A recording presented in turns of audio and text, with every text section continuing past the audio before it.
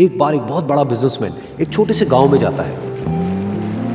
उसका प्लान होता है कि उस गांव में एक फैक्ट्री लगानी है। वो एक ऐसी जगह तक पहुंच जाता है जहां पर उसके सामने नदी होती है और उसके सामने गांव होता है।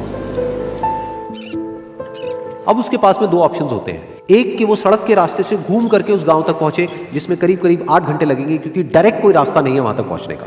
दूसरा कि सिर्फ 20 मिनट में एक नाव में बैठ करके उस नदी को पार करके उस गांव तक पहुंच जाए। तो अपना टाइम बचाने के लिए उसने उस नाव में बैठने का डिसीजन लिया।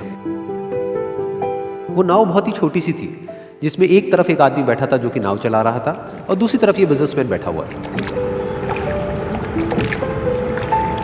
तो नाव में बैठने की थोड़ी देर बाद उस बिजनेसमैन ने उस नाव वाले से पूछा, तुझे पता है तेरी नाव में कौन बैठा है? तो नाव वाले ने बड़े ही भोलेपन से कहा हाथ जोड़ करके, नहीं साहब मुझे नहीं पता आप कौन है। तो बिजनेसमैन बोला, अरे तू अखबार नहीं पढ़ता है क्या? हर दूसरे दिन मेरी फोटो आती है अखबार में।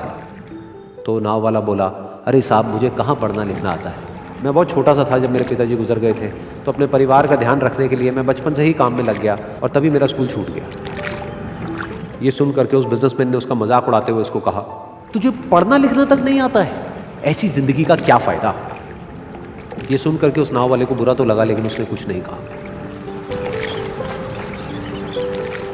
थोड़ी देर बाद वो बिजनेसमैन उस नाव वाले से बोला, अभी कुछ ही दिन बाद ये जो सामने तू जमीन देख रहा है, यहां पर मेरी एक बहुत बड़ी फैक्ट्री होगी जहां पर हमारे ब्रांड की मिनरल वाटर की बॉटल्स बनेगी। उस नाव वाले को बात समझ नहीं आई। उसने कहा, क्या बनेगा साहब?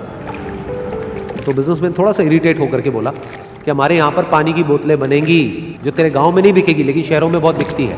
अरे कभी तू शहर गया होगा तो तूने देखी होगी पानी की बोतलें रखी होती है दुकानों पर।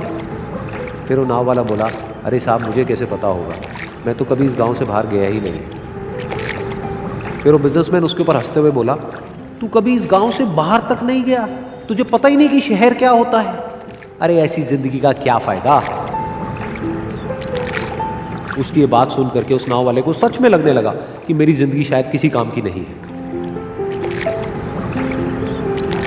अपनी इस सोच की वजह से उसका नाव से ध्यान हटा और तभी नाव की टक्कर हो गई एक बड़े से पत्थर से, जिसकी वजह से नाव में पानी भरने लगा और नाव डूबने लगी।